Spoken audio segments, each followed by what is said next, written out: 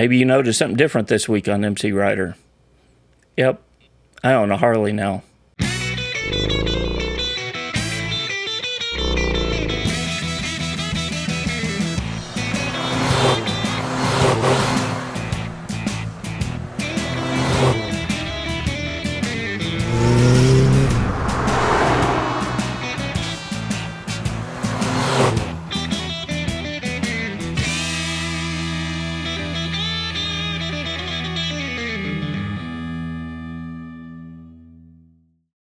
Before we get into this week's video, let's get this out of the way right up front.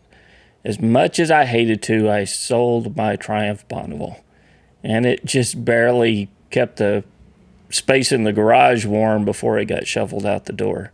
The good news is that I sold it for more than I paid for it, and I found a really good deal on a used Harley-Davidson Road King that I purchased about a week and a half ago.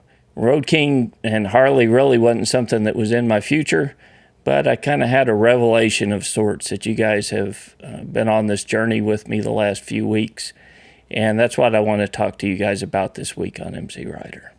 So if you've been following along on this journey on MCrider with me, you realize that a few weeks ago I rode in the North Texas Motorcycle Challenge. I competed in the novice division on my Yamaha Super Tenere, and it was the only bike that was eligible to compete because the requirements are a 1000cc or larger engine to ride in those competitively.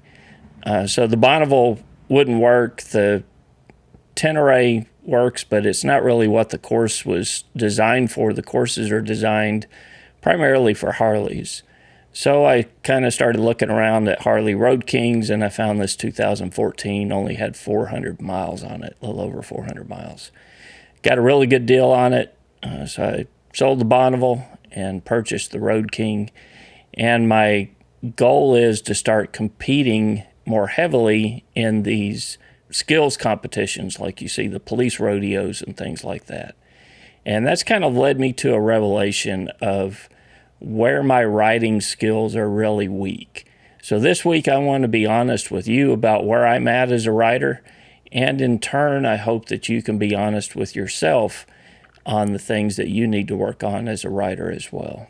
So the big revelation that I had as a rider when I started competing and hanging out with some of these guys that ride in these competitions is all the holes that are in my control skills on a motorcycle.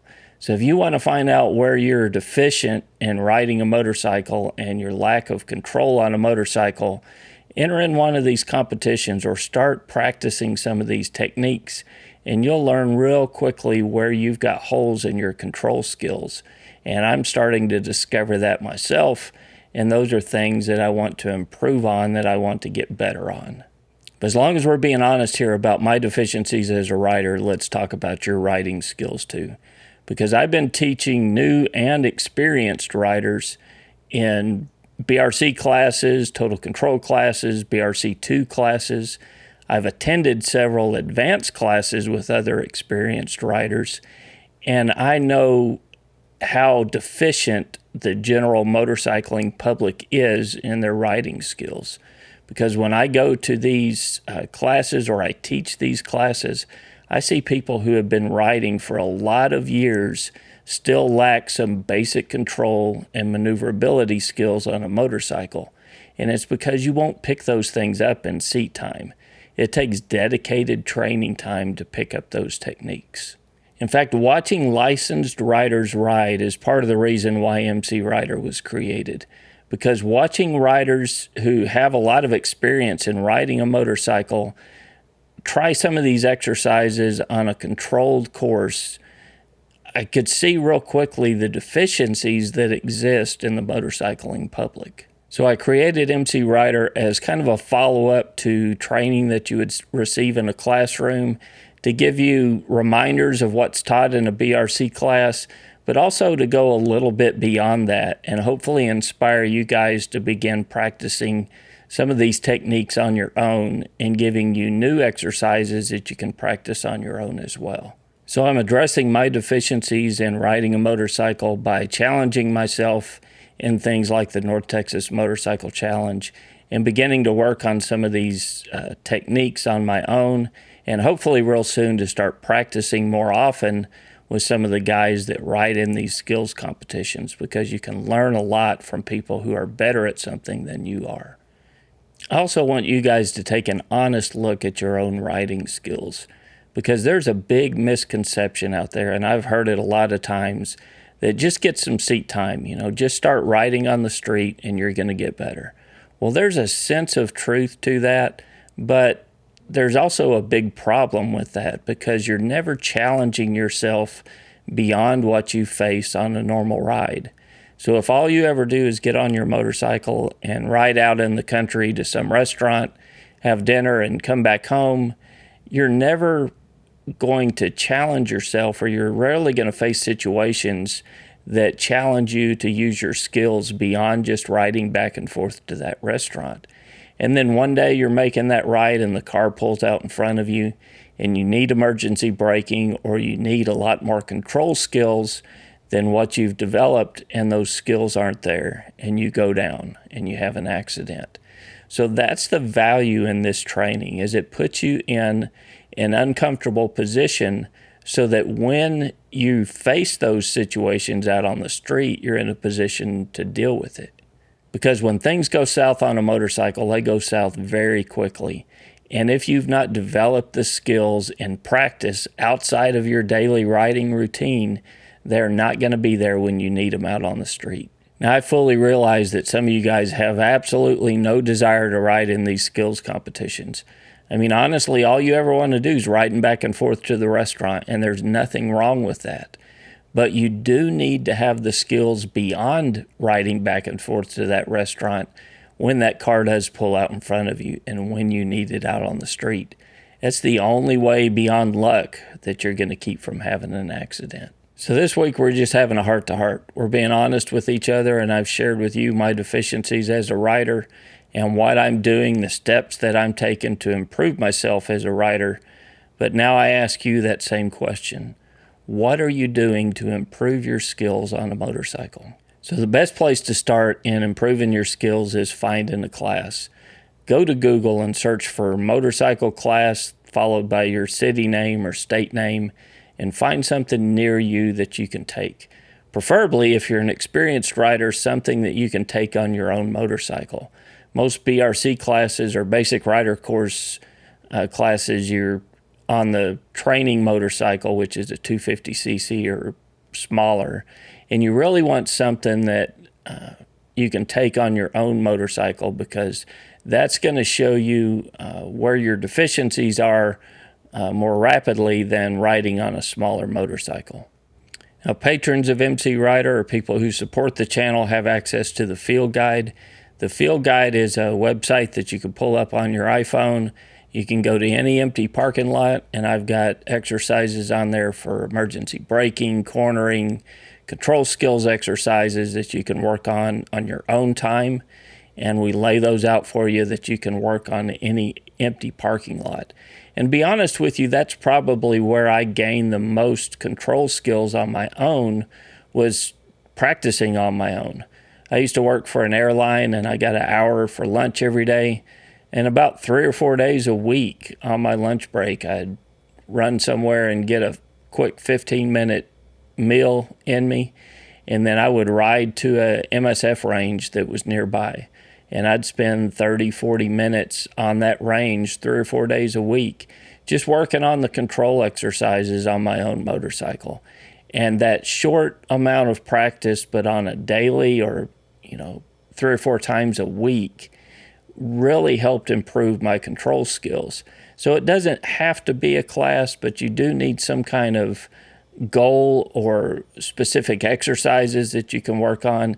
And that's where the field guide comes in really handy, is it helps guide you and provide specific exercises. And I've provided help or feedback in there for things that I typically see people struggling with. I try to answer some of those questions in the field guide as well. So I've been talking to some of the riders that compete in these competitions, these skills competitions, and I want to do something in the field guide real soon, and I'm kind of working through it in my head right now, how it's actually going to work. but I'm going to create a new section in there called Ride Like a Cop. And we'll do a series here on YouTube, but it will direct you to the field guide where you can learn along with me some of the stuff that will prepare you for a lot more control skills on your motorcycle. And for like me, I'm training or I'm growing my skills so that I can start competing at a higher level in these skills competitions. But I want you guys to have the chance to be able to grow along with me. So hopefully soon I'll be able to introduce you to some of the guys that compete in these competitions, and we'll be able to give you exercises so that you can grow yourself as a motorcyclist.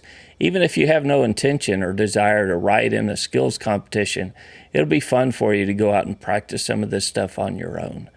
So if that is something that you're interested in, that Ride Like a Cop series, and in particular having it in the field guide, make sure and leave a comment below. Let me know that you're interested in that. Either by becoming a patron or just leaving a comment below saying, yeah, I want to get involved in this, help me develop those type of skills. Because if it's something you guys are really interested in, I'd like to pursue it here on MCrider. Before we wrap the video up for this week, I learned something that has been a question for me for, probably 7 or 8 years. Yesterday, I went over to Cabela's here in Fort Worth off of I-35.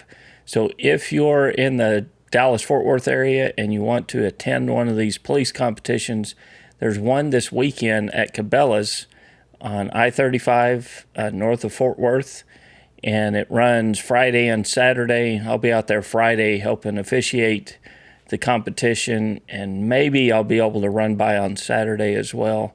The bulk of the competition will be on Saturday, though. If you want to just come out, sit in the stands and watch, it's a good time, and you'll get to watch some of the best riders compete out there. Well, part of them setting up for the competition, the police officers, was they offered a training day for people who would volunteer to come help officiate. They would let us run through the cones a little bit and give us some instruction. And there's some of the top riders in the country from North Richland Hills and some of the best trainers from NRH as well that were out there to give us instruction. And I learned something that I had never known and had been a question in my mind for a long time. So when I became an MSF instructor, part of the big thing for new students is doing the U-turn in the box. So I practiced doing the U-turn a lot before I became an instructor. And the turning right was something that was always kind of a challenge to me till I, overcame it and got on top of it. And I thought I had cured it until I started trying to ride in these competitions. When you bring the speed up a little bit, you're on a bigger bike, and the U-turns are tighter than what you're used to, those weaknesses begin to glare again. So I could have ridden that whole course yesterday if I only had to make left-hand turns. But when I started having to make right-hand turns, that weakness started to flare up again. And I never had an answer until one of the officers pulled me aside yesterday and explained why. So let me walk over to the motorcycle. We'll get the hands on the grips, and I'll show you why turning a motorcycle to the right is tougher than turning it to the left. So here I am seated on the Road King. You can see Biscuit down there on the floor. She's really interested in this technique as well. But in these skills competitions, or when you're making that tight U-turn, you've got the handlebars almost full to the lock. And if you'll notice my left hand here, I'm going to squeeze the clutch in, and when I bring that handlebar back towards full lock, notice how my hand shifts a little bit on the grip, and that's kind of a natural motion that we all have when we make that left-hand turn, and that helps keep our arm in a better position to make that turn. But watch what happens when we grip the throttle on the right-hand side and we turn the handlebars full to the lock to the right.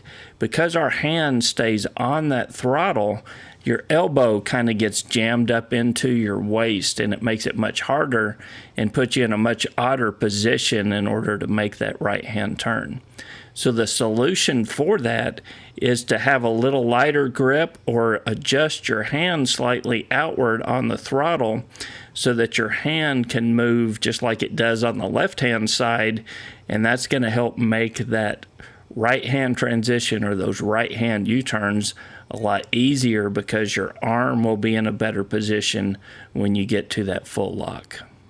Yeah, MCrider is my passion. I'm passionate about motorcycling because I want to do it for myself, but I also do it for my family.